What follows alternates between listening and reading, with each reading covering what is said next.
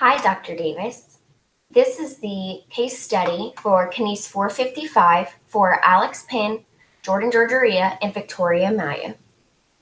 We will be looking at a 22-year-old soccer player, male, that is a forward. So now let's look at some basic information about the soccer sport and the athlete. This program is designed for a 22-year-old male who is a collegiate soccer player. His current position is a forward. Soccer is a team sport played between two teams, each comprised with 11 players. A soccer game is split into two different halves, each half being about 45 minutes long. A typical soccer field measures 105 by 68 meters, but it's often that different fields have different dimensions. As a forward, the player is primarily responsible for scoring goals or creating a convenient situation for a goal to be scored. Being that the athlete is a collegiate player, one of the biggest physiological stressors is being able to balance academics and his training routine. There are also high levels of stress coming from his coach and teammates, mainly because of the position he plays. In collegiate soccer, the competitive season lasts about 3.5 months, ranging from about the second half of August till the end of November. Now let's look at some physiological and motor biomechanical patterns and challenges. In order to better explain this section, we will split the muscles used for this sport into two groups, lower and upper body muscles. Although most of the muscles use their lower body, upper body muscles are also responsible for some movement patterns. Lower body muscles: gastrocnemius, soleus, quadriceps, hamstrings, tibialis anterior, flexor and extensor, hallucis longus, gluteus, maximus, medius, and minimus. These muscles are responsible for flexion and extension patterns of the knee, internal and external rotations of the hips, plantar and dorsiflexion of the ankle, hip abduction and adduction, flexion and extension of the hips, as well as internal and external rotation of the knees. Having that the majority of this sport is lower body based, some of the common movements performed are kicking, changing directions of the ball, dribbling, sprinting, and running. The upper body muscles used is the obliques, external and internal, rectus abdominis, erector spinae, sternocleidomastoid, latissimus dorsi, and the deltoids. These muscles are mainly responsible for allowing movement and rotation of the torso, as well as rotation of the neck. This helps the athlete to maintain balance while kicking and running. As far as the challenges the athlete may encounter, one of the biggest problems is the elevated risk of injuries. Anterior and medial cruciate ligament and posterior cruciate ligament are very likely to get injured. Tearing of the ACL is one of the most common injuries among soccer players, as well as ankle sprains, due to the nature of the biomechanical movement patterns performed by forward players. Aerobic and anaerobic endurance are crucial elements that are needed in order for a forward player to perform well during the whole entirety of a match. Aerobic endurance is needed in order for the athlete to sustain his pace during the 45 minutes of the game.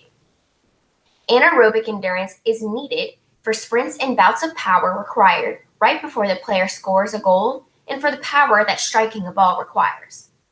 Due to the nature of the sport, the three metabolic pathways are considered equally important throughout a soccer match: oxidative, glycogen, and ATP PCR. Oxidative system is going to be used for the majority of the plays. Now, what is this athlete expecting to achieve? The main goal of this program is to increase muscular endurance, better the athlete's aerobic capacity, and increase the athlete's strength. Some specific goals the athlete wishes to achieve is to decrease the time it takes the athlete to run 2 miles. His goal is under 11 minutes and 20 seconds. Increase the maximum amount of push-ups by approximately 10 to 12 reps, and increase his 1 rep max deadlift by 5%. Exercise testing. According to NSCA, the recommended order for exercise testing is the following: non-fatigue, agility, maximum power and strength, sprint, local muscular endurance, fatigue, anaerobic capacity, The tests that would be implemented are skin fold measurement test. This is to accurately record measurements for the body composition purposes. The sit and reach test. This is a good way to measure the flexibility and the range of motion of the athlete's hamstrings. The column and power test. This test is mostly used by coaches in order to test leg power. T-test for agility. This test would be ideal for soccer players since it includes forward, lateral, and backward running. 1 rep max deadlift. This tests maximum muscular strength at a low speed. 300-yard shuttle. This test is ideal for testing the athlete's speed. Push-up test. Test muscular endurance of the athlete. How many reps until failure? 2-mile run. This tests aerobic capacity of the athlete. For all the tests, coaches should ensure the athletes are acclimatized to environmental conditions such as heat and altitude, hydrated, and wearing appropriate clothes. Now let's get into the cycles. Due to the fact that this program is mostly designed for a collegiate level soccer player and not a professional athlete, we designed this program in a more linear manner. There's a few time frames for seasons. There's preseason, competition season, postseason, and off-season. The competition season is about 3.5 months, from August to September or November. The postseason is about 2 to 2.5 months. There's no practices December and January. And off-season is 6 months long, February to July.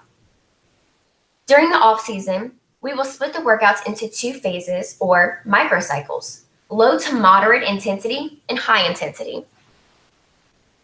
These microcycles will make sure that the athlete is not deconditioned during this long break from competitions.